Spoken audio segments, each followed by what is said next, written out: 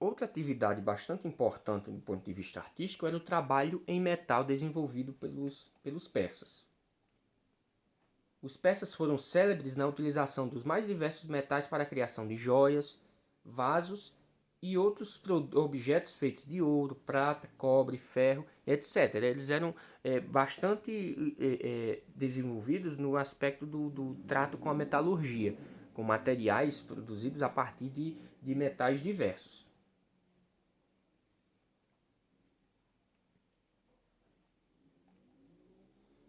Já na escultura, se destacaram na produção de peças muito ligadas ao naturalismo, figuras de animais como touros, mastins, leões e animais míticos como grifos, que utilizavam a pedra, metais e mármore também. Eles desenvolveram bastante esse estilo de arte, principalmente a representação de imagens feitas a partir do uso de pedra e de mármore, mas embora, como foi dito na parte anterior aqui, eles fossem bastante desenvolvidos na prática da metalurgia. Mas muitas vezes a metalurgia era mais ligada à fabricação de determinados instrumentos. Na escultura era utilizada também, mas não tanto. A escultura era mais utilizada pedra e mármore para o seu desenvolvimento. Já na arquitetura, foi responsável pela construção de palácios reais como os de Susan e de Persépolis. Construíram os famosos pairidazes, que eram jardins murados, além de edificações diversas, que ele coloca aqui apenas os palácios reais nas cidades de Susa e de Persépolis, mas em diversas outras áreas do Império foram construídas importantes edificações arquitetônicas, aquedutos que levavam água de uma região para outra, várias estruturas arquitetônicas de construção ligadas às regiões lá da Mesopotâmia, também estiveram presentes nesse desenvolvimento da arquitetura persa. Já na cerâmica, a cerâmica persa alcançou seu apogeu durante o período Aquimênida, tendo durante o período Sassânida sua continuidade. Acredita-se que foi a partir da Pérsia que a técnica do esmaltado espalhou-se por todo o Oriente Médio, e justamente o que nós vimos anteriormente, o desenvolvimento do chamado esmaltado é como se eles tivessem iniciado um princípio de fabricação de revestimentos cerâmicos, que nada mais era do que uma peça fabricada a partir da cerâmica, só que era esmaltada, possuía uma capa por cima que de alguma forma era brilhante, possuía desenhos, era diferenciada das demais técnicas de produção cerâmica da antiguidade. Como ele mostra aí. Os persas ornamentavam seus palácios com ladrilhos esmaltados que conferiam grande beleza e colorida aos ambientes. Como mostra aqui a imagem, era como se fossem, eles tivessem, como já foi dito aqui, eles construíssem revestimentos de cerâmica para as paredes dos palácios. Isso foi uma inovação nas construções arquitetônicas do Império, o que na região da Mesopotâmia as construções arquitetônicas eram feitas a partir de tijolos de argila. No Egito, as construções feitas a partir de pedra aqui, as edificações eram revestidas com os chamados esmaltados, que eram pedras ornamentadas e que davam um ar de diferente beleza nessas construções. Agora vamos para religião. A característica principal da religião persa é baseada nas pregações do chamado profeta Zoroastro, que era também conhecido como Zaratustra, que ele criou uma religião tipo dualista, que afirmava ser o universo dividido entre duas forças. De um lado, um deus mau, chamado de Arimã, e do outro, um deus bom, chamado de Hormuz, ou também conhecido como Ahura Mazda, que lutam até a vitória final do bem. Zoroastro viveu entre 628 e 551 a.C. e seus princípios estão contidos no livro sagrado denominado Zend Avesta. A característica básica da religião persa é que existe uma constante luta entre bem e mal. e no fim o bem vai vencer.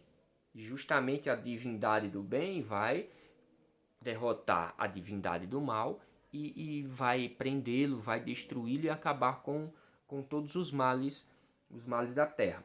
Ela recebe esse termo religião dualista porque, de alguma forma, existem duas divindades. Só que não é exatamente uma divindade que é adorada, que é, no caso, a divindade do mal. Ela apresenta a distinção básica entre bem e mal. E justamente o bem vai vencer no momento em que todos seguirem os ensinamentos seguirem o caminho estabelecido pelo Deus do bem, que é Ormus, ou Ahura Mazda. Os persas acreditavam a existência de duas divindades que estavam sempre em luta. O Ahura Mazda, que representava o bem, e era o deus da luz e criador das coisas boas da terra. E Arimã, que era o mal, era o responsável pelas doenças, pelas desgraças do mundo, sendo deus das trevas.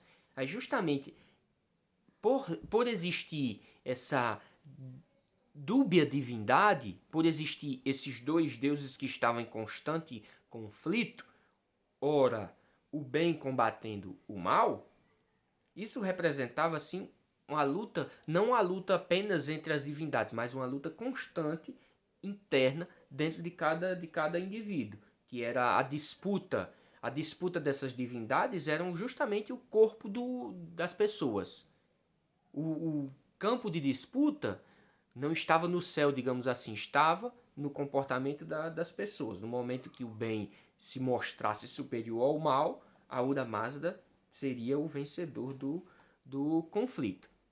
Aí, a característica principal da religião era isso, essa dualidade, esse conflito, esse confronto direto entre bem e mal.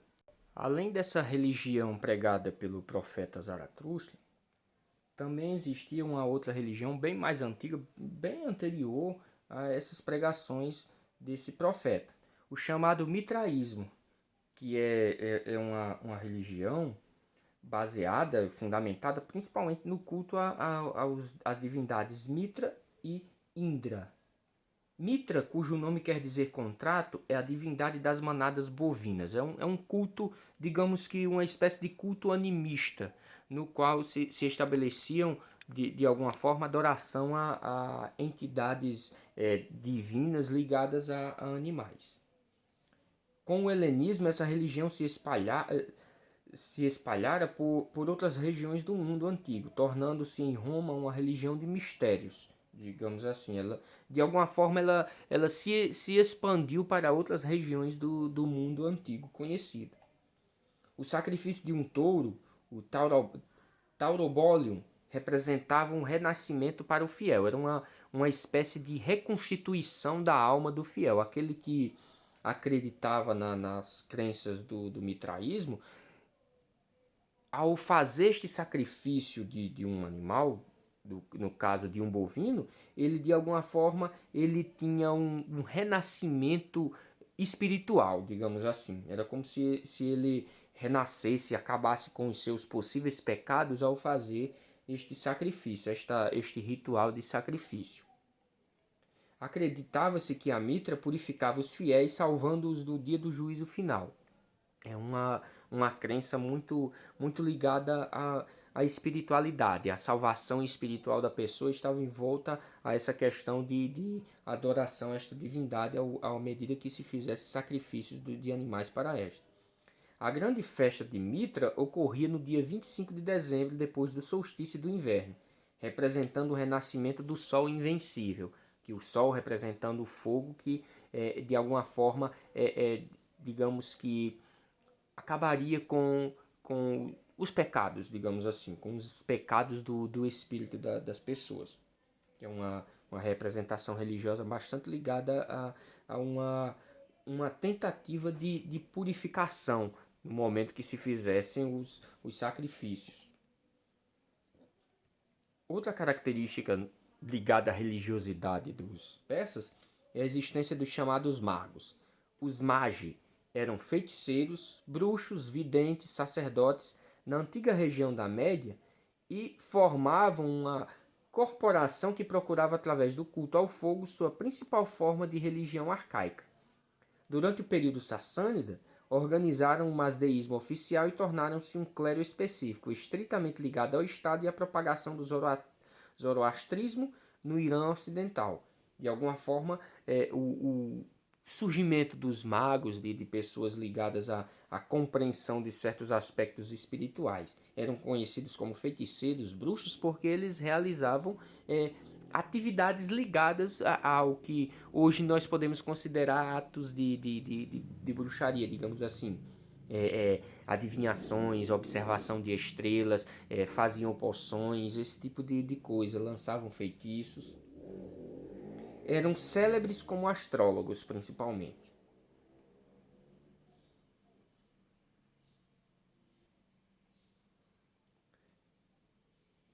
E por último aqui, nós vemos aqui como características também ligadas à religiosidade, os chamados ritos funerários.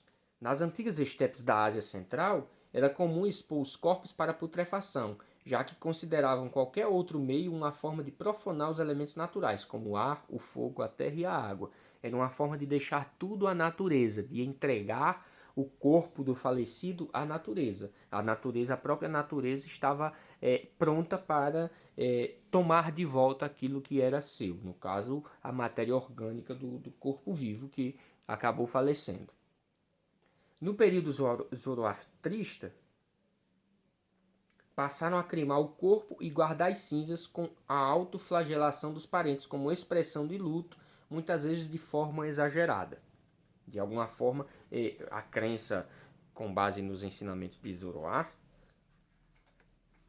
eles passaram a cremar corpos e guardar as cinzas como lembrança em urnas funerárias principalmente, e justamente se tornou característico que durante o chamado período de luto existisse uma autoflagelação, o pessoal se batesse, se chicoteasse, se de alguma forma se automutilasse, se cortasse, esse tipo de atividade. Muitas vezes, como ele fala aí, muitas vezes era de forma exagerada, mas era uma expressão de dor, de angústia em relação à perda do ente querido. Acreditavam que as almas passavam por uma ponte ascendendo aos céus após um julgamento final em que se encontravam com seu próprio eu, o mais profundo de sua alma. E justamente este julgamento representava a divisão na dualidade da religiosidade persa, que no caso a existência do bem e mal.